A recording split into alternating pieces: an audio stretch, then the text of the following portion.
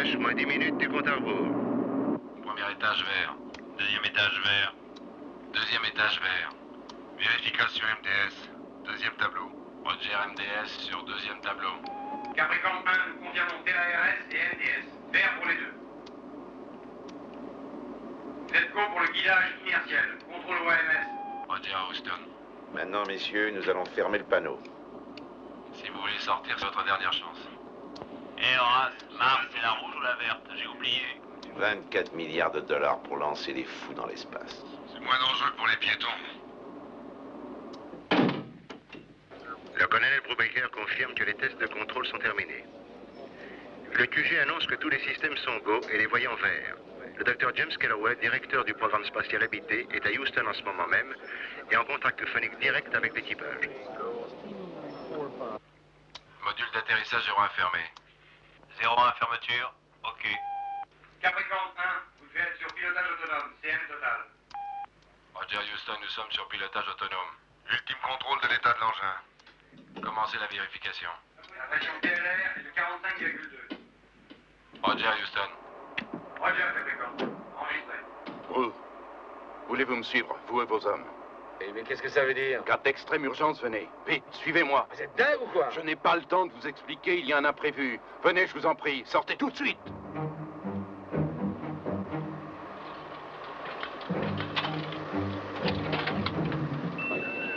Ici Paul Cunningham, QG de Capricorne. Les derniers contrôles du vaisseau spatial sont terminés et la passerelle d'accès rétractée dans sa position finale. Les systèmes d'autodestruction sont armés. La pression TLR est de 45,2. Roger Houston.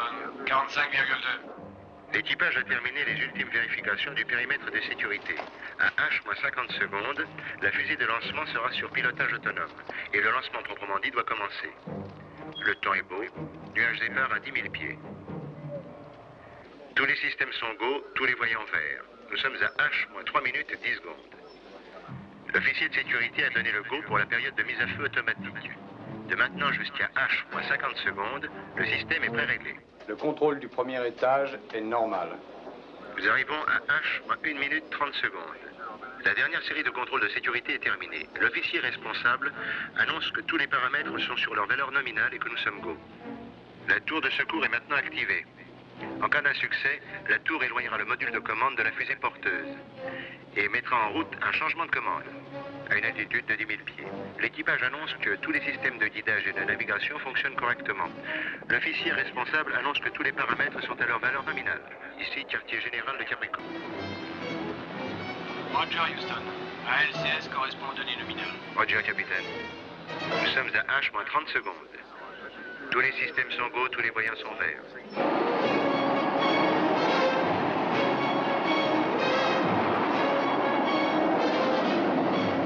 Nous sommes à H-18 secondes du décollage.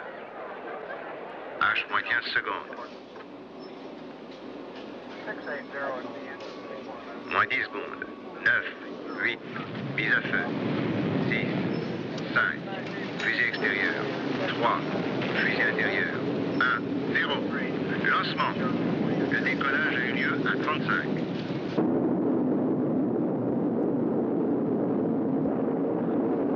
Nous sommes partis. Roger, tout se déroule comme prévu. L'engin spatial est sur sa trajectoire. Ça a de la gueule, Capricorne. Nous allons vers H plus 40 secondes. La séparation devrait avoir lieu dans les 30 secondes qui viennent. Arrêt fusée extérieure prévu dans 10 secondes. Fusée coupée, Capricorne. Roger Houston. Fusée coupée à H plus 2 minutes 29 secondes. Nous sommes go pour la séparation. Vous êtes go pour la séparation, Capricorne. Roger Houston. 5, 4, 3, 2, 1. Attention à la séparation. Nous enregistrons. La séparation est faite, c'est confirmé. Séparation à H plus 2 minutes 43 secondes. Ici Paul Cunningham, QG Capricorne. Vous êtes à H plus 2 heures 16 minutes. Le vaisseau spatial est maintenant sur orbite elliptique. Apogée 140 000 nautiques, périgée 182 000 nautiques. Le contrôle de la mission annonce que le contact avec l'équipage est parfait. Ici, centre de contrôle Capricorne. Bienvenue, colonel Brubaker. Voulez-vous venir avec nous? Je ne veux aller nulle part tant qu'on ne m'aura pas expliqué ce qui se passe. Soyez tranquille, on va vous l'expliquer. Pas d'histoire, je veux savoir tout de suite. Colonel, je sais ce que tout cela a d'étrange, mais nous travaillons tous dans le même but. Nous ne sommes pas vos ennemis. Bon alors allons-y. Roger, Houston. TMI, temps de combustion sera 5 minutes 45 secondes. Roger, Capricorne. Le temps de combustion du gaz Delta est de 3 secondes,3. Il y a une porte ici, je vais l'ouvrir et nous entrerons dans une autre sphère. Si vous voulez venir, vous comprendrez mieux. J'essaierai de répondre à vos questions. Après quoi... Mais suivez-moi plutôt.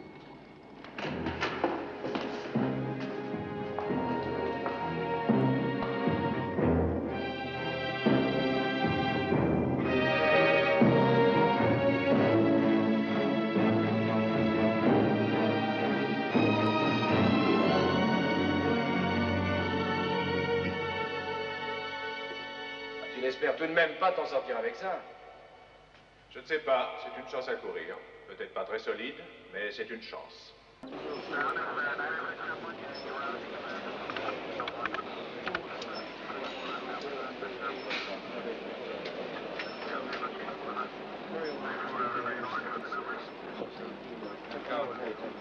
Docteur Bergen? Oui, Elliot? Est-ce que je pourrais vous parler un instant? Oui, qu'y a-t-il? Eh bien, je ne sais pas, j'ai un problème. Vous ne vous sentez pas bien? Non, si, docteur, c'est la lecture IBM. Que voulez-vous dire par là, Elliot? Eh bien, il y a quelque chose qui me paraît bizarre. Si je peux vous aider, je suis à votre disposition. Oui, je l'espère. Voilà, j'ai fait un contrôle des transmissions pour moi. D'après les signaux... pour vous? Oui, docteur. Cet intérêt vous honore. D'après la lecture IBM, les signaux de télévision arrivent avant ceux du vaisseau spatial, docteur. On dirait qu'ils sont plus proches, beaucoup plus proches. Oh, c'est impossible. Votre matériel présente sûrement un défaut quelque part. Ah, je ne crois pas, non, docteur Bergen. Je l'ai vérifié 2 fois, cette console. De laquelle s'agit-il, Elliot? De la 36. Eh bien, voilà qui explique tout. Nous avons eu déjà quelques problèmes avec le câblage de la 36. Nous avons eu des ennuis plusieurs fois. Je vais la faire réparer. Je vous remercie de m'avoir rappelé ce défaut. Vous prenez des initiatives. J'apprécie beaucoup cela, croyez-le.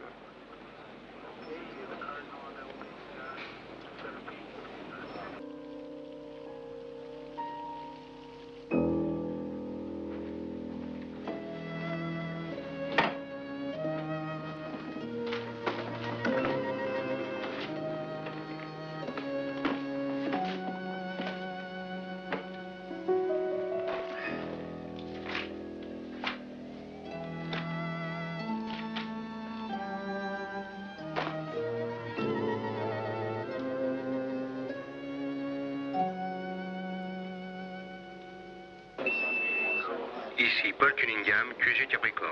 Nous sommes à H plus 131 jours, 4 heures, 15 minutes de vol et à 5 minutes de l'atterrissage. Les épouses des membres de l'équipage sont arrivées au centre de contrôle à 2h31 heure d'été zone Est. Dans quelques minutes, nous devrons recevoir un signal du vaisseau spatial.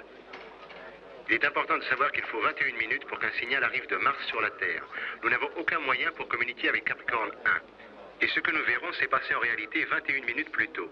Ici QG Capricorne. Ah, nous recevons quelque chose. Nous passons sur une fréquence secondaire. Houston, ici Capricorne 1. La séparation CMLM a été conforme. J'ai le contact visuel par le hublot de gauche. Temps de combustion du gaz Delta, 3 secondes 3. 3 secondes 3, combustion correcte. Nous devrions avoir des nouvelles du CM incessamment. Si nos données sont correctes, leur altitude est de 2 nautiques 2. Inclinaison 20 degrés. Descente verticale 44 degrés 6 pieds à la seconde.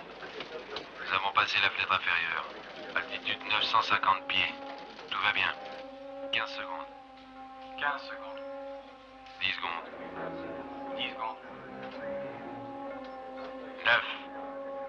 8. 7. 6. 5. 4. 3. 2. 1. 0. Houston, ici Capricorne 1. Nous avons atterri.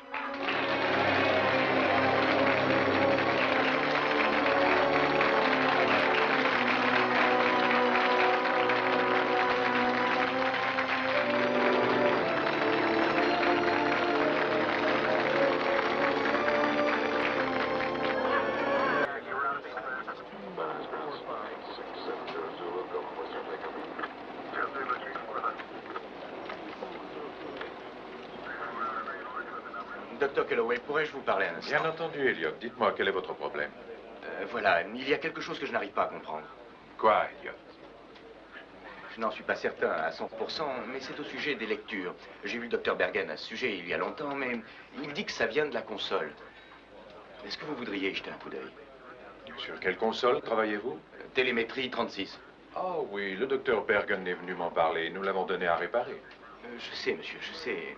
Et depuis, j'obtiens les mêmes résultats. Des résultats sur quoi?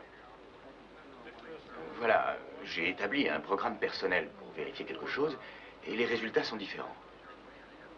Vous avez composé un programme? Oui, monsieur. Mais je ne crois pas que ce soit la console. Bien, je vais la faire signaler et je veillerai à ce qu'elle soit vérifiée. Merci, Elliot, de m'avoir averti de ces anomalies inadmissibles. C'est naturel, monsieur.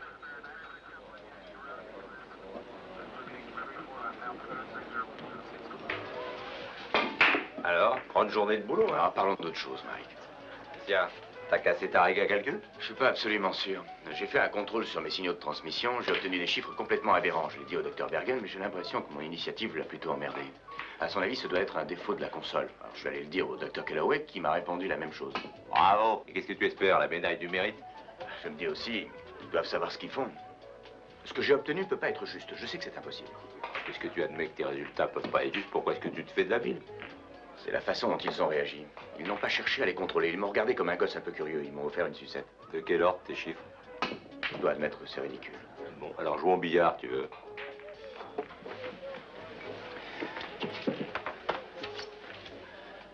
Ces signaux avaient l'air de venir de 500 km. Des signaux de quoi? Des transmissions de télévision. Je crois que je suis dessoulé brusquement. Redis-moi ce que tu viens de me dire, là. Ecophile, téléphone.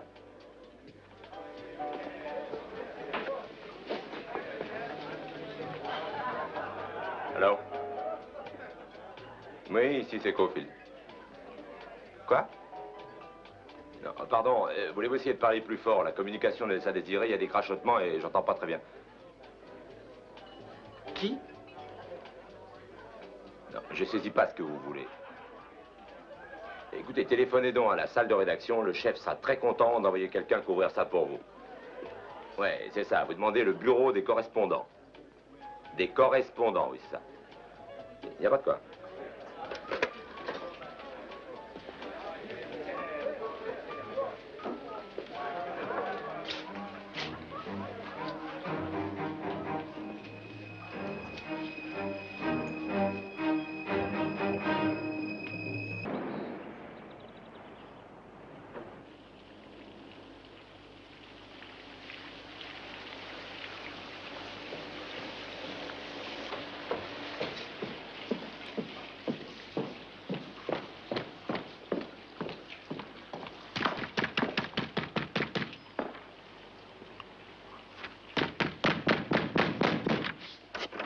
Qu'est-ce que c'est?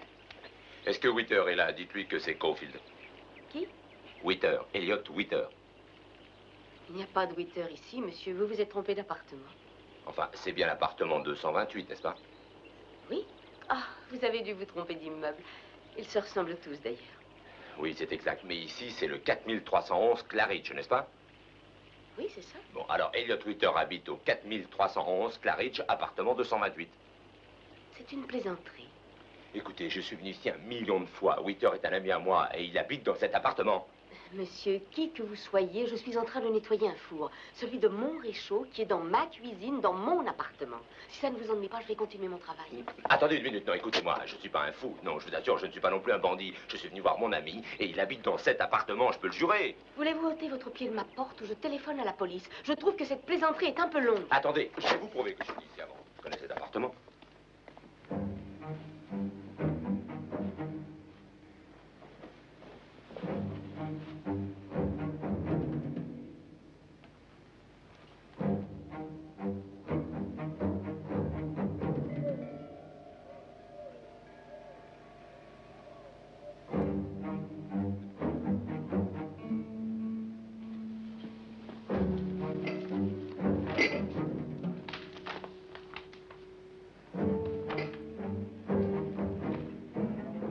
Alors, voulez-vous sortir d'ici ou dois-je téléphoner à la police?